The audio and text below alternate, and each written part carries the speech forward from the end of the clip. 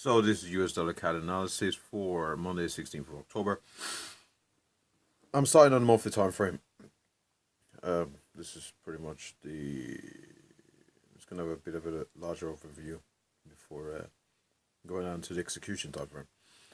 Now, over the past 3 months, prices seem to have been oscillating near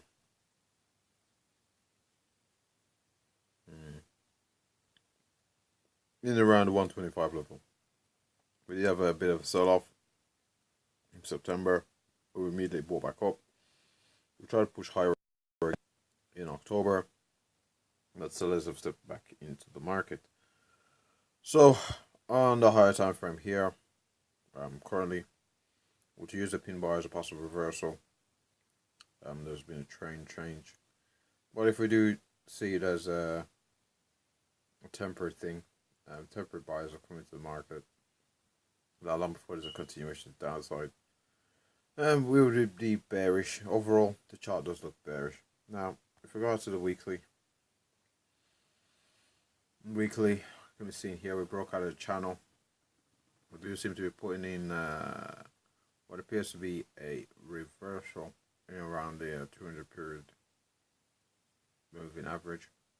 We have to see how far the retracement continues before the retracement goes, before expecting a continuation to the upside. Now, if I go down to the time frame beneath the daily, I suppose it's going to be something similar, I suppose. Yes, on the daily chart, we have trended upwards. We've trended upwards. It hasn't been a V-shaped reversal, but it has been a, as it could say, it's been a sustainable reversal with a lot of headwinds trying to slow the progress of prices. Now, we have seen a bit of selling. We seem to have found some support in around that 50-period moving average. We do seem to be forming a bit of a base. So prices are likely to go ahead back up to test levels in around the 125, 125.30 and 126.22. But we'll have a look at those on the lower time frames where it is a bit more clear. So on the daily charts, we can see again we've had lows and lower lows. So we're going to the execution time frame. This is the hourly.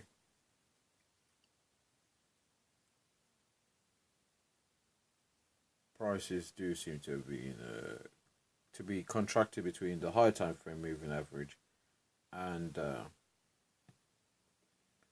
high time frame moving average and the 200-period moving average, as well as the 125 cluster. So there does appear to be a lot of confluence, a lot of resistance in around the 125 level at the moment.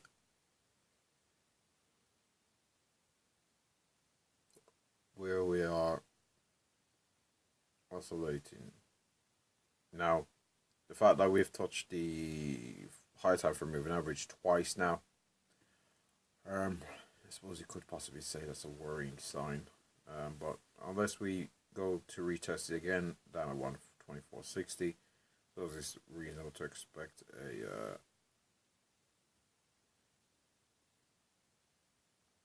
continued move to the upside. To test 125, 125.30 and 126, 626 is it? 126.26? 126.22.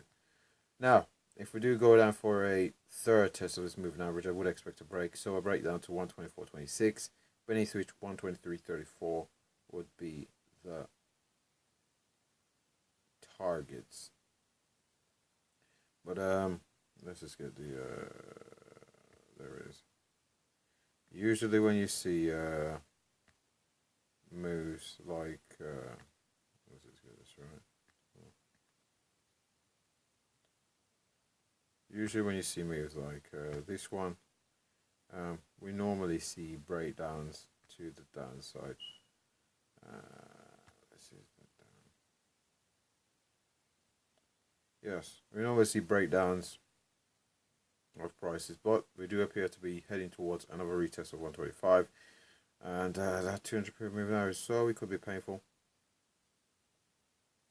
Seeing how prices are being squeezed in and around a significant level. But the breakout should provide momentum chasers with a lot of opportunity. So my overall view on the US dollar against the CAD is the fact that we weren't able to push upwards since the ballot. Let's see. No, we've not been able to push upwards since we had a bit of a sell-off, which is worrying. I'm going to be slightly bearish, especially if we do stay below 125. If we do trade above 125 and that 200 period moving average, there'll be a shift in my biases, and 125, 125.30, 126.22 would come into focus. So that should wrap up my analysis on US dollar CAD. Sorry, it's been a bit all over the place. Before I go, LCS, like, comment, subscribe. Thanks for watching.